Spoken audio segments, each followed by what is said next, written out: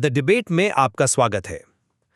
भारतीय संविधान सिर्फ एक कानूनी दस्तावेज नहीं है, बल्कि एक तरह से एक सामाजिक क्रांति का घोषणा पत्र है।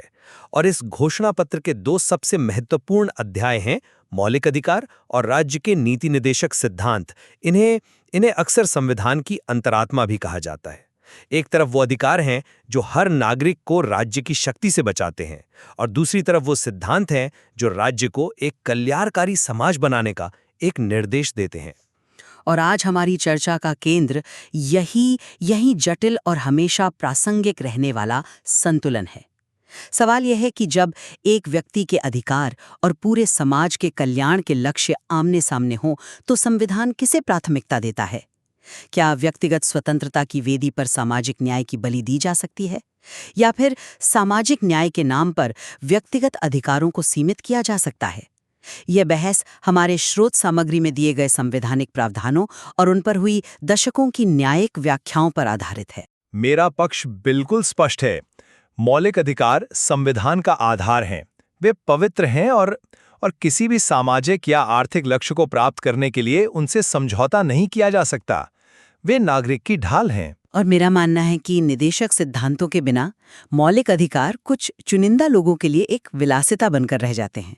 एक भूखे और अशिक्षित व्यक्ति के लिए अभिव्यक्ति की स्वतंत्रता का मतलब क्या अर्थ है? निदेशक सिद्धांत ही वो जमीन तैयार करते हैं जिस पर अधिकारों की फसल लहला सकती है। देखिए, मौलिक अधिकारों को संविधान में सर्वोच्च स्थान दिया गया है, और इसका कारण बहुत साफ है। वे राज्य पर एक तरह से नकारात्मक दायित्व या नेगेटिव ऑब्लिगेशंस डालते हैं, यानी वे राज्य को बताते हैं कि वो क्या नहीं कर सकता। राज्य आपकी अभिव्यक्ति की स्वतंत्रता नहीं छीन सकता, आपके जीवन का अधिकार नहीं छीन सकता, आपके साथ भेदभाव नहीं कर सकता। ये एक लक्ष्मण रेखा है जिसे कोई भी सरकार पार नहीं कर सकती। और सबसे बड़ी बात, इन अधिकारों को कानूनी शक्ति मिली हुई है। इन्हें न्यायोचित मतलब जस्टिशिएबल बनाया गया है। इसे सरल भाषा में समझें तो ये राज्य के साथ आपका एक कानूनी अनुबंध है। अगर राज्य इसे तोड़ता है तो अनुच्छेद 32, जिसे डॉक्टर अंबेडकर ने संविधान का हृदय और आत्मा कहा था, आपको सीधे सुप्रीम कोर्ट जाने की शक्ति देता है। ये कोई मामूली बात नहीं है। ये एक नागरिक को राष्ट्र की असीम शक्ति के सामने खड़ा होने का साहस देता है, यहाँ तक कि आपातकाल जैसे सबसे कठिन समय में भी जीवन और व्यक्तिगत स्वतंत्रता का अधिकार निलंबित नहीं किया जा सकता। ये दिखाता है कि व्यक्ति की गरिमा और स्वतंत्रता सर्वोपरि है। आपने अधिकारों की कानूनी शक्ति की बात की, और ये बिल्कुल सही है।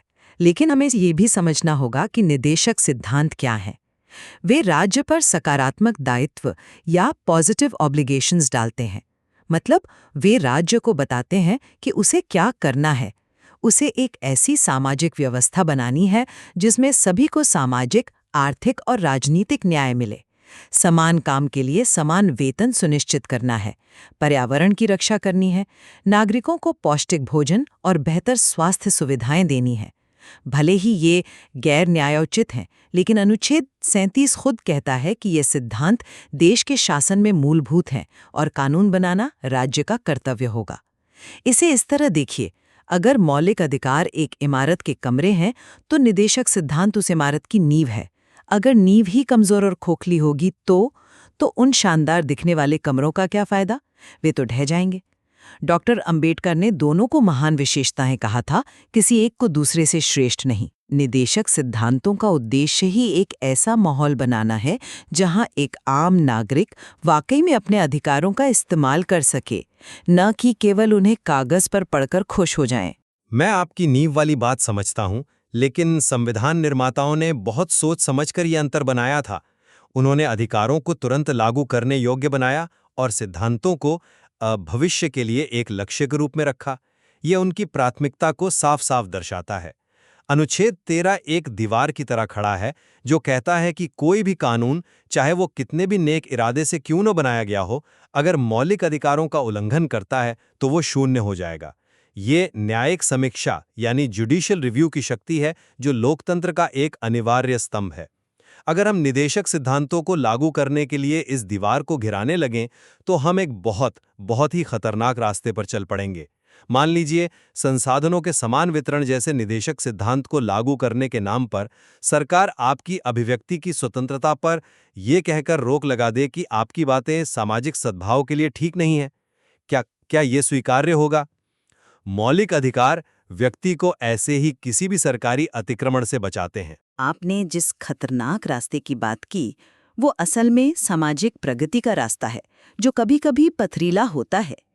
निदेशक सिद्धांतों का गैर न्यायोचित होना उनकी कमजोरी नहीं, बल्कि एक व्यवहारिक सच्चाई की स्वीकृति है। सामाजिक आर्थिक बदलाव एक दिन में अदालत के आदेश से नहीं आ सकते। उसके लिए राजनीतिक इच्छा शक्ति चाहिए, संसाधन चाहिए और समय लगता है। लेकिन इसका मतलब ये नहीं कि वे महत्वहीन हैं।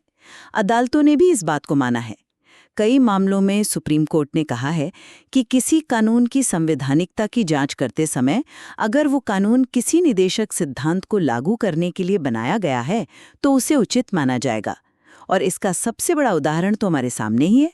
शिक्षा का अधिकार, वो मूल रूप से अनुच्छेद 45 में एक निदेशक सिद्धांत था। दशकों तक ये एक लक्ष्य बना रहा। फिर संसद ने 86वां संशोधन किया और अनुच्छेद 21A के तहत इसे एक मौलिक अधिकार बना दिया। इससे क्या साबित होता है? यही कि निदेशक सिद्धांत भविष्य के मौलिक अधिकार हैं। वे एक संवैधानिक रोड मैप हैं जो हमें बताते हैं कि हमें पहुंचना कहाँ है। लेकिन इस रोड मैप पर चलने की कीमत क्या है?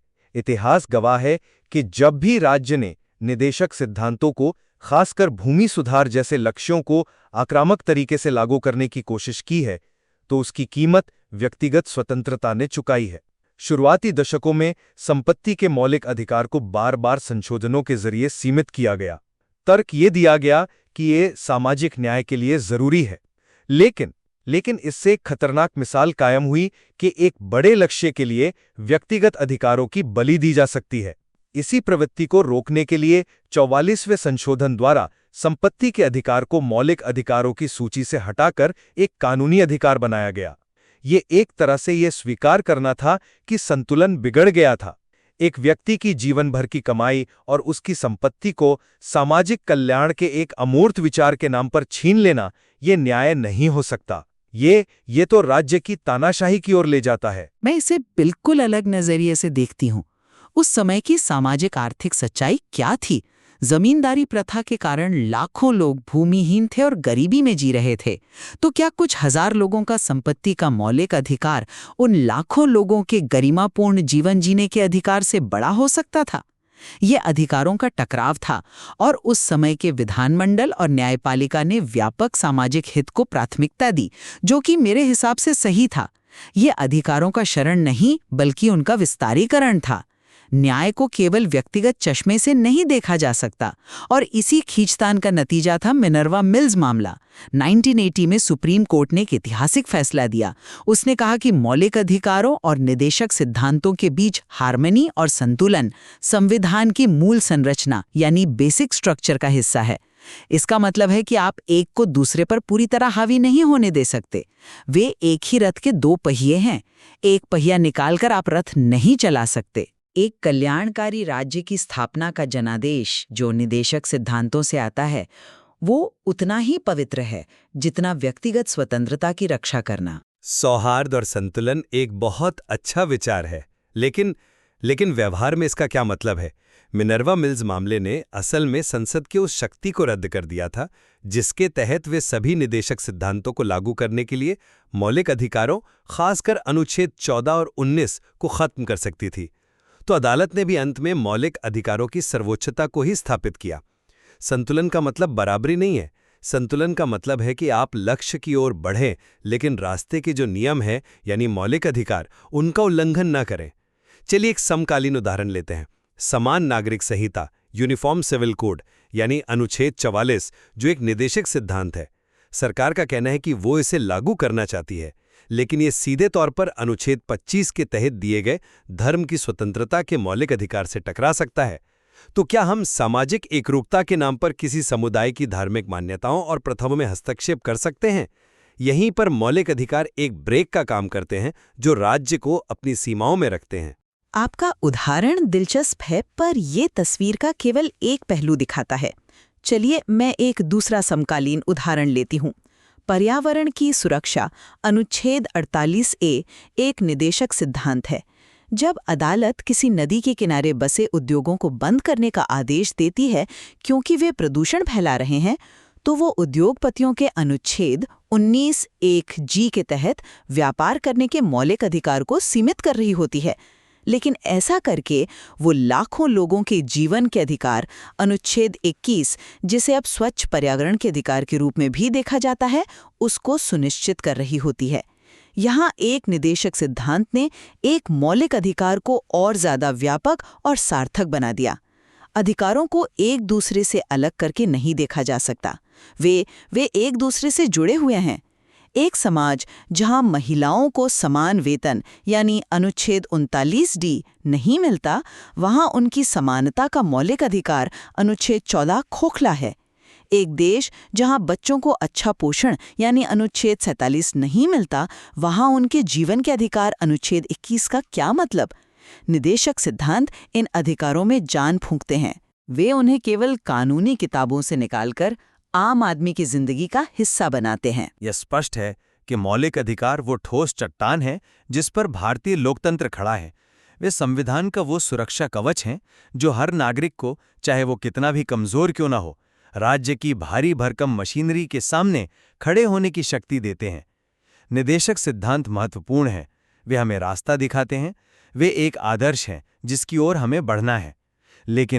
लेकिन आदर्श को प्राप्त करने की प्रक्रिया में हम उस यथार्थ को नष्ट नहीं कर सकते जो हमें इंसान होने का गौरव देता है, हमारी स्वतंत्रता, हमारी गरिमा और हमारे अधिकार।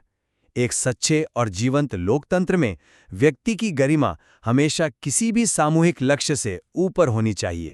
और इस पूरी चर्चा से ये साबित होता है कि ये कोई या तो ये या वो का मामला नहीं है। भारतीय संविधान की खूबी इसी द्वंद्व में है, इसी संतुलन में है। निदेशक सिद्धांत वे सपने हैं जो संविधान निर्माताओं ने आने वाली पीढ़ियों के लिए देखे थे। एक न्यायपूर्ण, समतामूलक और मानवीय समाज का सपना। और मौलिक अधिकार वे सीमाएं हैं जो ये सुनिश्चित करती हैं कि इस सपने को पूरा करने की धुन में हम कोई दुस्वप्न न रच बैठें। एक को दूसरे से श्रेष्ठ समझना, वो संविधान की उस समग्र दृष्टि को अनदेखा करना होगा जो व्यक्ति और समाज दोनों को एक साथ लेकर चलती है। निश्चित रूप से यह एक ऐसी बहस है जो कभी खत्म नहीं होगी, क्योंकि यह हमारे गणतंत्र के मूल चरित्र से ही जुड़ी हुई है। इस विषय की जटिलता और इसके विभिन्न पहलुओं पर और भी गहराई से विचार करने की गुंजाइश हमेशा बनी रहेगी। और ये दिखाता है कि संविधान की व्याख्या एक लगातार चलने वाली प्रक्रिया है।